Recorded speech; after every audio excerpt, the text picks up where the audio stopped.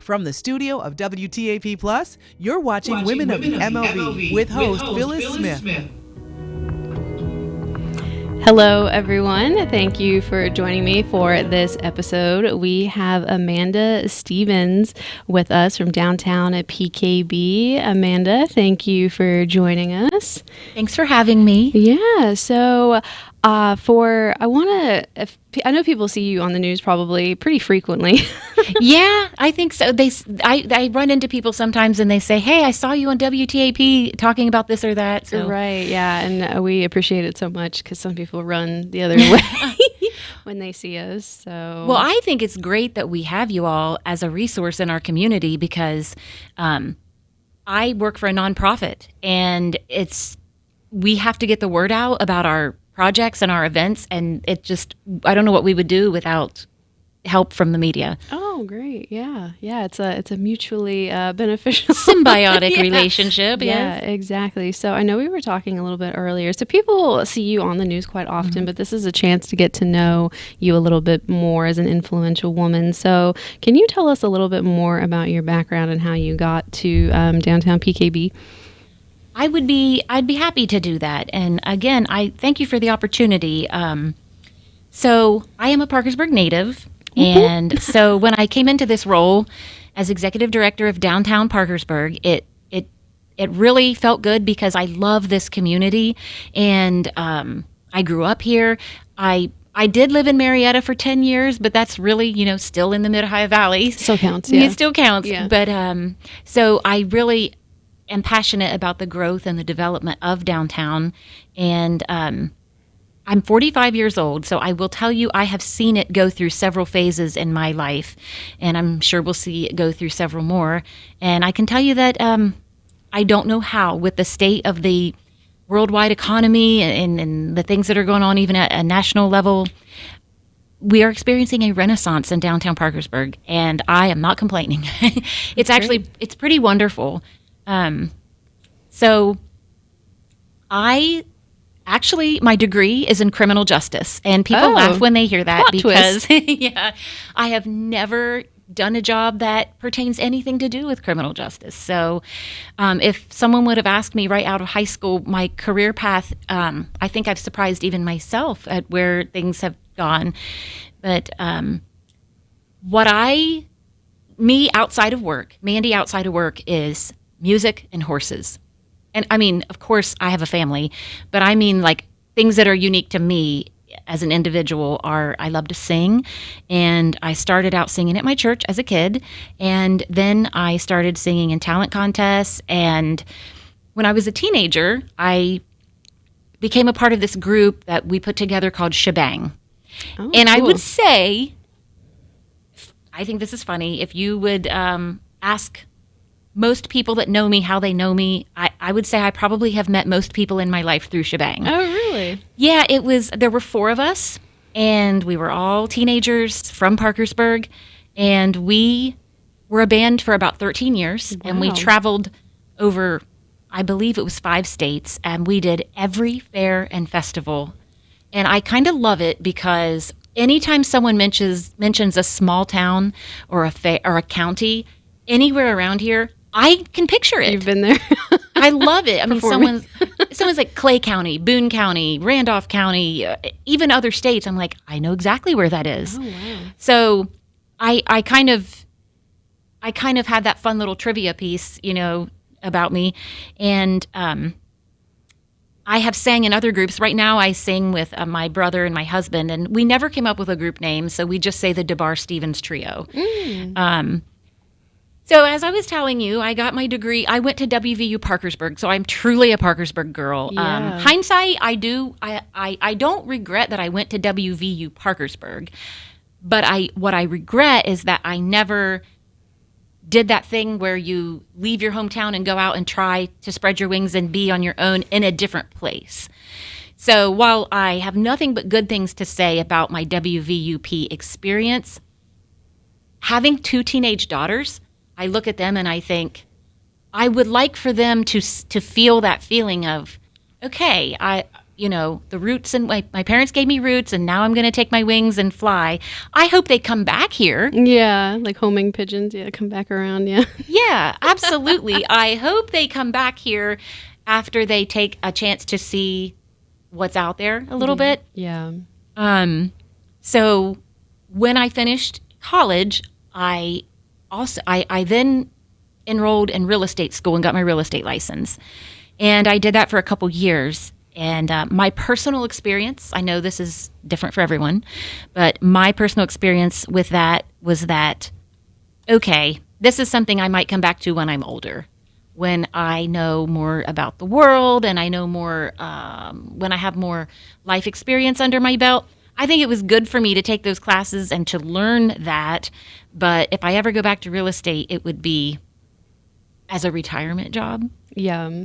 So then I worked for, my family has D-Bar Trucking. Oh, okay. D-Bar Trucking has been in business. It'll be 70 years this year. Wow. It's amazing. My grandfather started the business over on Camden Avenue in South Parkersburg.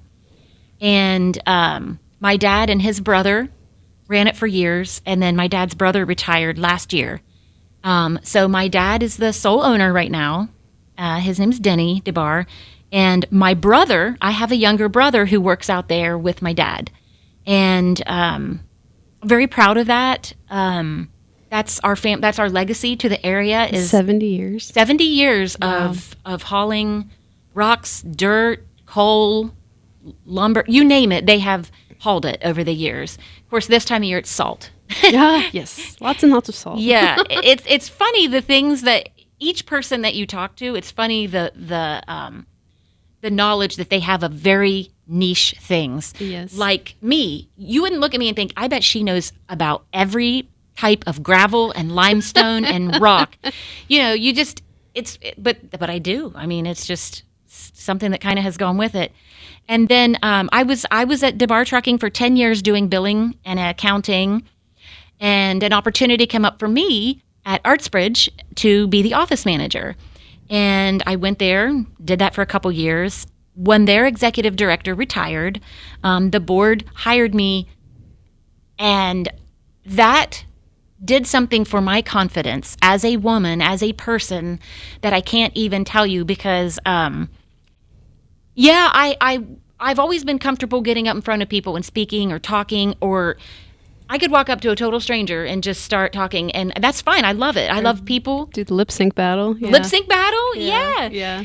And that makes me less nervous than anything. I mean, that's something I really enjoy in life. But I had never been looked at as a leader. That was a new role for me. And it just meant everything to me to be given an opportunity to sink or swim, to do it. And I really gave it my all. I mean, if you ask my husband and my kids, they would tell you that I was a little too obsessed with trying to do it right. I worked so many hours. Even when I was at home, I was always researching and trying to understand because I didn't want to fail. Right. And it wasn't that, it wouldn't be the worst thing to go back to DeBar Trucking and say, I'm back, I'm here, this is what I'm going to do. But I don't think there's anyone out there who wants to go back because you failed. I mean, people go back for a lot of reasons, but I didn't want that to be it. And made a lot of friends there, a lot of networking. And then when the director position it was posted for downtown PKB, I applied and interviewed for the job, and I've been there for almost 5 years. We are Parkersburg's Main Street organization, and it's all kind of come full circle because now here I am promoting Parkersburg. I mean, that's what I do for a living, and it's just crazy because this town that I grew up in, that I love, and that has given me so much, I now get a chance to try to help it grow. Yeah, that's wonderful. And can you kind of tell people maybe that have heard of like downtown PKB, but they might not necessarily like know kind of what is like what is like maybe like a typical day for you, or like some typical projects? I know the 250 celebrations coming up. That's a big thing. So when people think of downtown PKB, I think the ones that know about us immediately think of, oh yeah, they do Taste of Parkersburg, they do the Downtown Throwdown. Yeah. So that's kind of our token thing that we're known for are the big events downtown. Right. However, we are a 2-person staff, and we have an events and marketing manager, which is Jessica Strickler. She does a great job. We work together, and interestingly, I think most people assume that a typical day for me is planning events and marketing. It is actually not. That is what Jessica does. So it allows me time to do consulting with businesses. I do grant writing, and I work very closely with the city and the county development offices, economic development offices. And it's kind of nice because I think that if given a wish list, I think most Main Street directors would love to be able to have the time to focus on some of this stuff. And so I'm very blessed. Parkersburg is blessed that we're able to have 2 staff people in this organization. We are a nonprofit. And so, like I said, we do events, but some of the other things that we do that a lot of people might not realize are we have monthly cleanup days in downtown. We're out there with them. I mean, that's people, it's amazing. Sometimes we have 50 people show up, just volunteers come out to spend a couple hours cleaning up with us.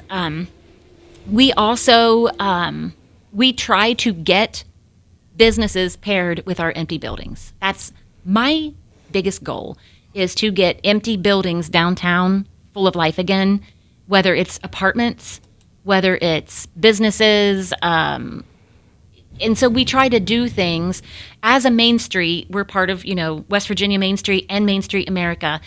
They try to help pair us with consultants and site assessment people that are, professionals and coming. I'll give an example. I worked with the Parkersburg Women's Club. They have a clubhouse in downtown Parkersburg, and it needed several renovations. Well, we brought someone in to do a site assessment for them to basically, it was making them a to-do list in order of priority. And they were like, okay, well, you need a new roof. You need to put new support beams in your basement. You need this. And they didn't, because we're a part of Main Street, it didn't cost anything to the Women's Club. And so those are the types of things, the types of projects that we do with these old buildings, is we try to find, here's another one. I wrote a grant with the City Development Office for Opportunity Appalachia. And this is a group of where they find funders who want to invest in Appalachia. And you have to, the property that the grant is for had to check certain boxes. Like it had to be blight. It had to be in a low socioeconomic demographic area. And that grant we were awarded $75,000 for a property that checked all the boxes. And what that did was it provided architectural renderings and financial pro forma for that building, so that whoever owns it, we can hand that to them and say, this is what you need to do to make this building its highest and best use, or to even make it profitable. So those are the types of things that we do. We try to make it possible. We try to bridge people with incentives, whether they're county or city or national tax credits. Another example of something that I do is last year we had an additional historic district listed in Parkersburg. Everyone knows there's Washington Avenue Historic District, Julianne Square, and Avery. Well, as of last year, we now have the Central Business District, which is the main drag of Market Street and some areas of Green Street and Avery Street and Juliana are now a historic district. What that means in layman's terms is if someone owns a building in that district, they can now apply for historic tax credits. What am I trying to say? Grants from the Historic Preservation Office. And could they do that without being in a historic district? They could, but it would take someone probably 2 years to even get approved to apply without that status. So it's not really that interesting or glamorous or sexy, the stuff that I do on the day-to-day. It's really not. It's grant writing, and it's meeting with people about, okay, what would it take for this building to be livable? What would it take for this building to be inhabitable? So it's a marathon, because some things end up getting torn down. And I may have been working on it for 3 years, and then, it's like, well, guess what? the building's coming down.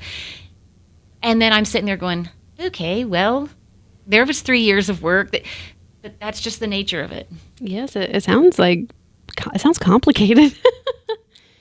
Yeah, some of it is. Yeah, it sounds like you kind of got to manage like a lot of different plates, like kind of juggling them all at the same time, and it is very multifaceted. Yeah. And it's also not to say that I don't help with the events and the marketing, because I do. I love to go out and do Facebook Live videos with the businesses downtown, and like we started Downtown Restaurant Week last year. Yeah. And we're in the middle of our second annual Downtown Parkersburg Restaurant Week now. And those are the things that get me excited, because, when Jessica and I can sit and brainstorm, okay, who are our core people that we need to make successful? Okay, it's the existing businesses here. We want them to be successful so that other people want to come down here and do business and be in business. But you had asked me about the America 250 event. Oh yes, I didn't even. So I know, Phyllis, I back. talk so much. We love it. We love it, though. That's what we want. No yes or no responses. We want it all. Did I or did I not literally say you might have to rein me in and refocus me on what the question was that you asked me? Yeah. So because we do events pretty regularly, and I'm not to toot my own horn, because like I said, Jessica's the events person. So I'm going to give her the credit here. Yeah. For the second year in a row, we were notified that USA Today has us in the running for the best local food festival in the country.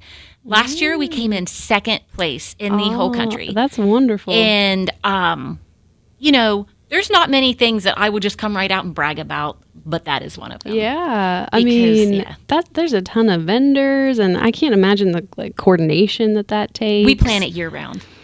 We do. We have a committee that helps us, and it takes 100 volunteers. I mean, it's a big event.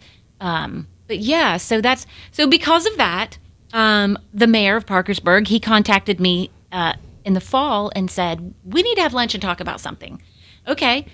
So he says, America turns 250 in 2026. And he said, I'm not an events person, and I don't want to dabble in it. So he said, I would like to ask Downtown PKB to facilitate the city's America's 250th birthday celebration. So, we have a board of directors. We have 17 of them, and they're wonderful people, and they volunteer a lot of time, talent, and treasure to make us successful. One of our board members is Wendy Shriver, and she said, hey, I'll chair the committee for you. And I said, you are an angel among us, Wendy. So she is chairing the committee, and we've been meeting and working on this. And what the mayor told us, he gave us certain parameters that he wanted to see. And then he said, but I'm going to hand it to you guys to do. So what we're planning is we want to involve as many groups as possible. And it will be on the 4th of July in 2026. And it will be, most of the events will take place at Bicentennial Park in downtown. Just right by the TV stations. Yeah, it's right by you guys. Yeah. And you don't know this yet, but I've been talking to your boss about emceeing for us. Oh, great. Yeah. I know sometimes we get farmed out for... Yeah, so that's the surprise is it, you might be our MC. And, so that'd be cool. That'd be really cool. Yeah. So the Actors Guild is going to do a production of 1776, which is, for those who aren't theater people, that is a play about the signing of the Declaration of Independence and the birth of America. So they're going to do that play. And the Parkersburg Women's Club is going to send their folks to volunteer to help usher and be a part of that. But they're going to do that play outdoors on the stage at Bicentennial Park as part of it. Yeah. And then that's going to be on Friday evening, July 3rd. And then on the Saturday, we're going to have food trucks, live music, fireworks, several other components. I've been talking with Bob Enoch, who is, I would call him a national treasure, but what do you call a local treasure? Bob Enoch is the head of the Wood County Historical and Preservation Society, and he knows all things about the history of this area. I defer to Bob so many times when people say, well, what did this used to be? Or especially with dealing with the older buildings. Right. And yeah, you can Google, you can get online and find certain things, but there's nothing like a person that knows to call Bob and say, what do we know about this? So he's pretty great. So I've been talking with Bob because we've asked his group, the Historical and Preservation Society, to spearhead the opening ceremony, which is going to be, during the day at the event on July 4th. And we're talking about having like the official presentation of the colors from a group. He knows all the groups. He knows all the reenactors and the Daughters of the American Revolution and the Sons of the American Revolution and different chapters of historical societies. And so we're bringing as many of those groups as we can together to do bell ringing, a mock signing of the Declaration of Independence. There's a cannon in town called Long Tom. I almost said Big Tom, and that is not it. But they're going to fire the cannon. So we're going to try to do as many things as we can that tie in different demographics, different Something for everybody. Yeah, something for everybody. Thank you. And then, so that's what the event is going to look like. And that's just what's going to be like the culmination. That's going to be the event on the day. Leading up to that, we are doing a series of interviews with people who know like the paranormal history of Parkersburg, someone who knows like the crime history, someone like Bob Newell that's written books about local crime. And we're going to do a series of 6 interviews with them leading up to it. And I also know there are tea parties and victory gardens and different things that the Historical Society, Henderson Hall, the museums of the Ohio Valley, different groups are having things. Well, I mean, we're obviously not the only people. I see WTAP's even you guys are doing segments about the 250th. So our goal is to provide a landing page on our website for basically anything that's happening in the area about the 250. So there's at least someone can say, okay, well, I can check that webpage and see who's doing what. Yes. So I'm trying really hard to start like collecting that information and putting it all in one place. Yeah, because that's about 6 months from now? I was sitting here thinking, today's February 4th, so yeah, 5 months. Wow, yeah. Don't frighten me, the Phyllis. countdown. Don't look at me like that. Countdown. It's hard to think about being warm at this I know. right now. I know. Yeah. Yeah. But as I was kind of listening to you talk, it sounds like you have to coordinate with a lot of different entities, and that is probably a big skill, having to coordinate with a lot of different people. Phyllis, I'm not good at very many things in life. But that is something, communication is something that I will say that I feel like is my strong suit. A lot of people can't say. But, to be fair, there's a lot of things I can't do. But communicating it's pretty up there. It's pretty good. Well, it's important to me, and I think that's why I've made sure that I do it. And it actually didn't happen just because I woke up one day and was like, I'm a good communicator. It happened because after 10 years now, basically, of being an executive director, combined, there's nothing more frustrating for your volunteers, for the staff people that are involved, when they don't know what the left hand doesn't know what the right hand's doing. And there's nothing that'll make people more frustrated and I'll say less likely to help than if they're like, it's a crap show. I don't know what's happening. No communication. Yeah. So I over communicate, maybe even to a fault sometimes. I literally every Monday morning, I email my board of directors bullet points of what they need to know for that week. I'm surprised I don't do it to my family.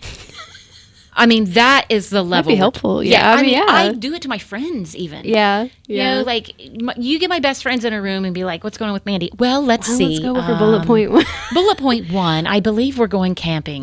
But that's not, so you're very organized. Yes. That's good. Yeah. Freakishly. Good. Well, yeah, that's good. That's another thing people struggle with. So I'm going to tell you, yesterday my daughter wanted to know where I kept, what was she looking for? A gift card. Okay. And I said, oh, it's in my purse, in my wallet. Okay. She said to me, Mom, you are so unorganized. I don't know how you find anything.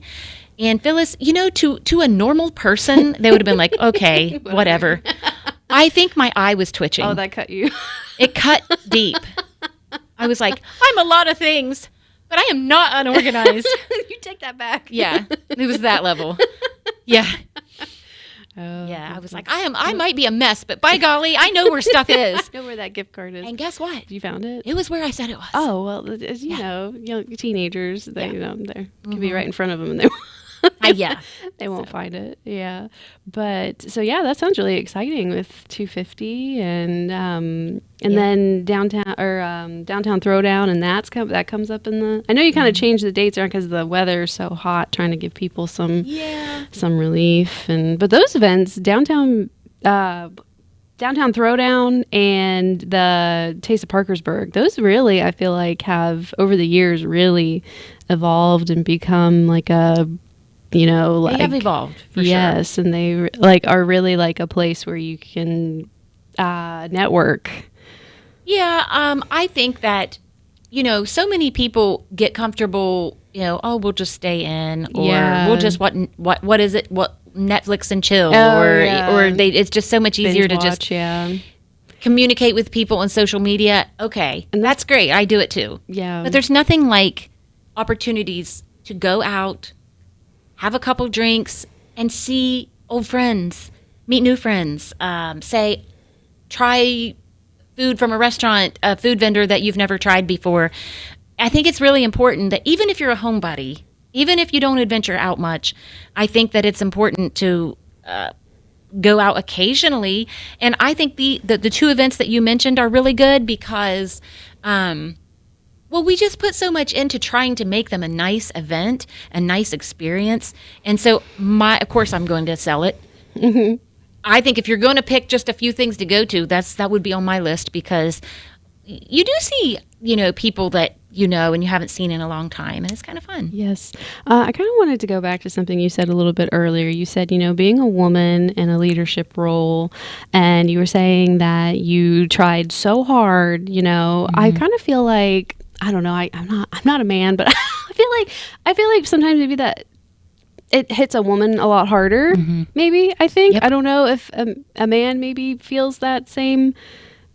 Yeah. I'm sure he feels pressure, but I don't know if he feels that kind of pressure. But I just thought that was interesting what you said. And I just, as a woman being a leader, I guess. Like you are. Oh, thank you. But I struggle. I don't know. I struggle with that too, like just, I feel like maybe I don't have as much, I don't know, leeway maybe like as you're not a man, you know what I mean? Like I do. And I'm not an activist by any means, but just as a woman in the professional world, I know what I totally feel what you're saying. I think what I'm hearing you say is something that I agree with, and that is whether it's real or not, that I have a fear that I'm not going to be given the grace that maybe, I don't want to say that maybe a man would be given, but maybe, right. I don't know. Yeah. And I could be wrong about that, but the fear is real. Yeah. I mean, maybe I'll screw up and people will just forgive it. But I have this fear that I wouldn't be given a pass if I made a big screw up. I feel like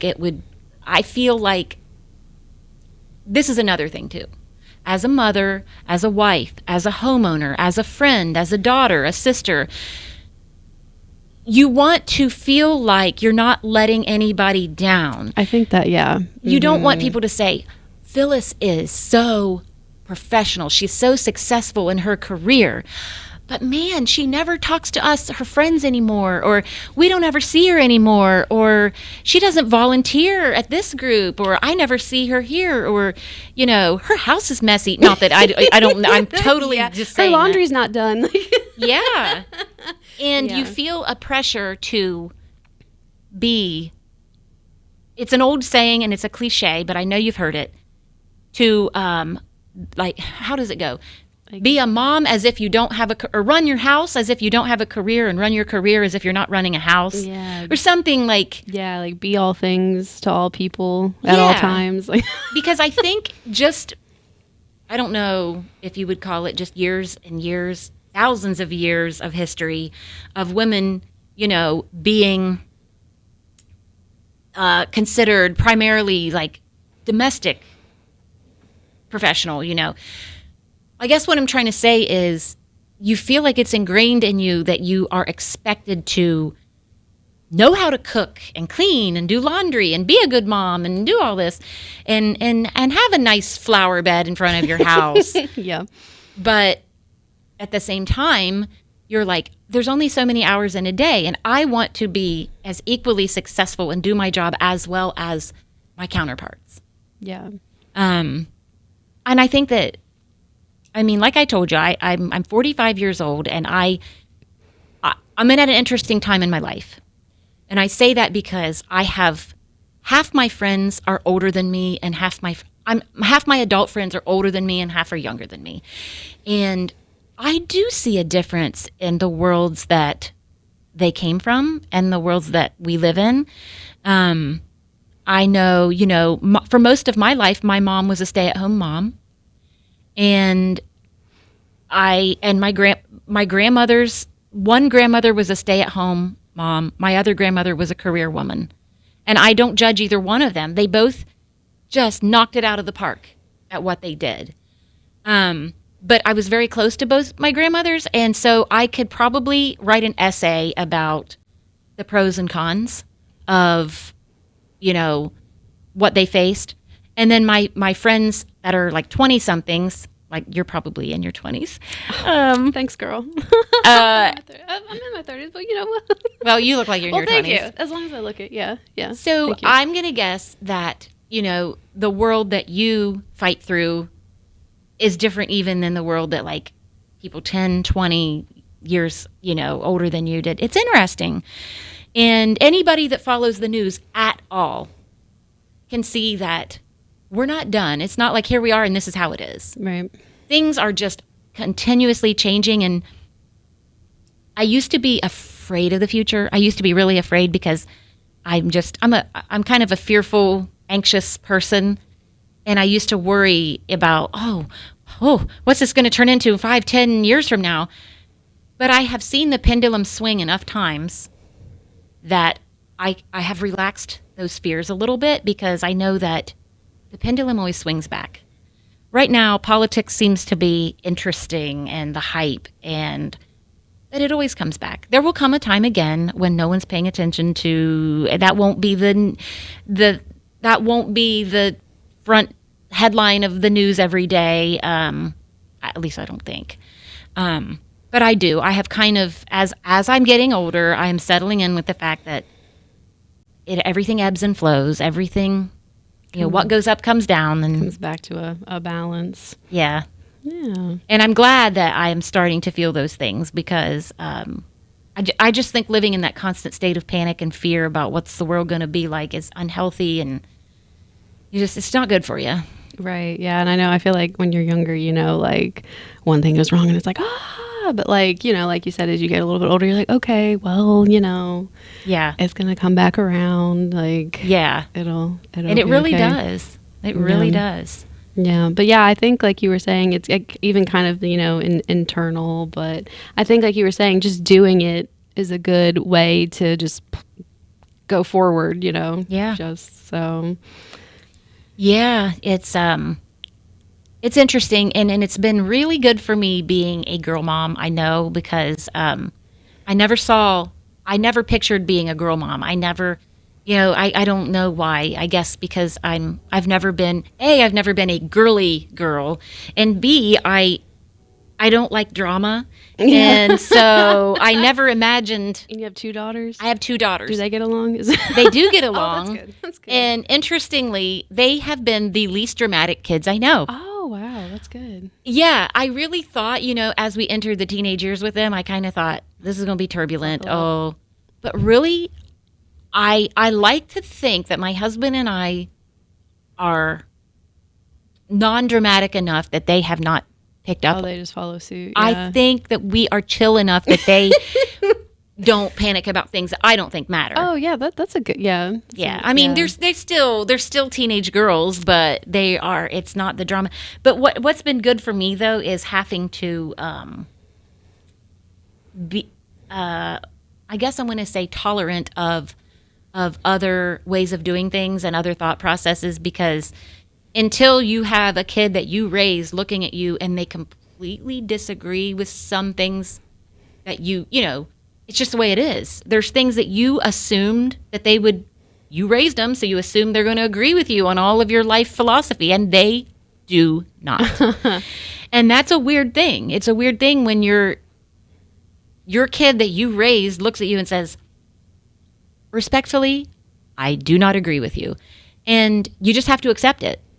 And that's been a good thing for me to learn. It's been good. It's been good for me to have to sit with it. Yeah. And just go, okay, there's other ways of going through this world. Yeah. And I feel like that's some parents I don't, I don't think do that. So that's good that you. That's good that you can just like say support them and what they think, and so you seem like a chill mom for sure. I try. Every now and then something happens and I'm like, what is happening right now? Yeah, these kids test you. Yeah, they do. They really do. But, and it's funny, and I'm going to use one example. Like, I grew up in the era of Beavis and Butthead. Oh, yeah. Like, yeah, Cornholio. Yes, Phyllis. That Beavis and Butthead. Mm-hmm. And I love it. And now I watch it still. Like, that's my guilty pleasure. I watch shows like that at night when I'm just trying to unwind. And so I tried to show it to my kids. Oh, yeah. Okay. And they looked at me. I kept going, oh, it's great. It's hilarious. Look, here comes it. And they just look at me and they're like, no. What? What's the... And I'm like, he said, look at him, he's laughing. And they're, they don't get it. And, those are interesting times too, when they don't share your sense of humor or something like that. I mean, they're funny kids, but we don't laugh at the same stuff. Oh, that's funny. Yeah, Beavis and Butthead scared me when I was like a little, like a really small kid. Yeah, they're. Yeah. But I had a cousin that was like the living Beavis, so I guess that's really? what I Is saw. Is that the blonde one or the? Yes. Yeah. I had a cousin that looked like Beavis. Oh, that's acted hysterical. like Beavis. Well, maybe when they get a little bit older, maybe they'll be like, remember when mom tried to introduce us to what she thought was funny? Yeah. I don't know. So they're in high school? Yes, I have a senior in high school and I have a freshman, and my senior is going to go to Ohio University. Oh, wow, that's great. And she is in the marching band at Belpre High School. Oh, wonderful. Yeah, and she was the homecoming queen. Oh, wow, we have mom of royalty. Yeah, I was pretty proud. I'm still proud. Yeah, of course. And then my freshman is a volleyball player. Oh. And she runs track, and she's so tall. Oh, really? She towers over me. Now, I remember one of your daughters was here with you for an interview. Yeah, that was Lydia. And they helped with the lip sync battle. That was a family. Both of them did, yeah. Yeah, and your husband. Yeah. You did Beetlejuice. That's right. Rest in peace, Catherine O'Hara. No kidding. That's another. That tore me up. I know, me too. Because I love all of her cult classic movies like Best in Show and Waiting for Guffman. Yes. I was shocked with that news. Yes. I always, have you seen The Nightmare Before Christmas? Yes. She voiced Sally. I didn't know that. Didn't know that. Because her and Tim Burton, were like... Didn't know that. Yeah. That's why she's in Beetlejuice and a bunch of his projects. But yeah, she was the voice of Sally. And wow. I think she was also the voice of one of those little kids, like those bad kids that got Santa Claus in the tub. Yeah. She had a very varied career. Yeah, I know she did. And, I knew she was Kevin's mom on Home Alone. Oh, how could we forget that one? Yeah. I think that's the first time I ever saw her in anything. Kevin at Home. Beetlejuice came out before that. Oh, yeah. Yeah, I'm a big fan. Yeah, she had a big run there in the 90s, and then she was on Schitt's Creek, and that was... Yeah. I just can't believe she was only 71 because...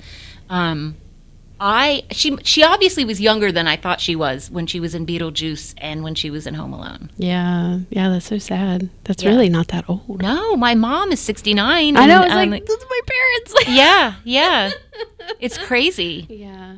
Well, Amanda, I feel like we could talk all evening. I know we could because I know there's things I haven't even talked about. I will say one thing that I haven't mentioned that has been a big part of my life, and I really should have touched on this earlier, was for years I did princess parties. I dressed up like Elsa and Cinderella. Oh, well, you look the part. So. Well, thank you. I don't think. What? No, you could totally.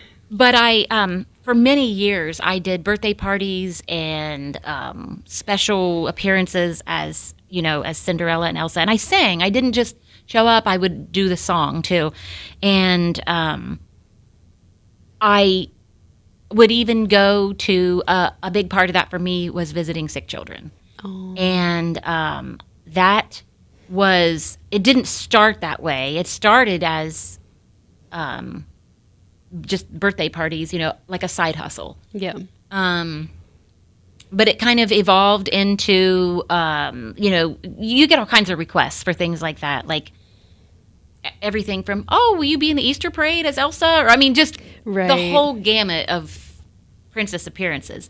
And I miss that. But it's one of those things that, you reach a certain age where you're like, I'm in a different season of my life now. I do miss it. But, so I know that that's, it's one of my favorite things. Like, I hope that whoever someday writes my obituary refers to the time I spent entertaining kids. We can just have an obit photo of you. Yeah, with my little Elsa crown on. Yeah, I think I'm a princess forever. Well, so we have obituaries that get sent to WTAP, so we'll... You can edit it.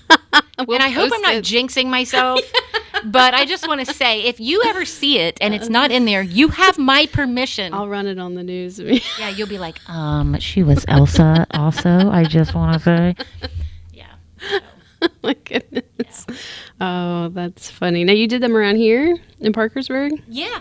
Oh. Yeah, I did. I would love to have a count sometime of how many birthday parties I did. Like, it probably, I did it like every weekend for 10 years. Does anyone ever come up to you and be like, you were Elsa at my... All the time. All the time. All the time. Yeah. That's hysterical. Yeah, and it's every now and then I'll even get someone will send me a picture on Facebook Messenger or something, and they'll say, this popped up in my memories from 15 years ago. Oh, wow. Yeah. So it's kind of cool, and so that's but that's I had to bring it up because that was a huge part of my life. Yeah, and I feel like that's a good way. Like, you obviously can't be shy. Like, yeah.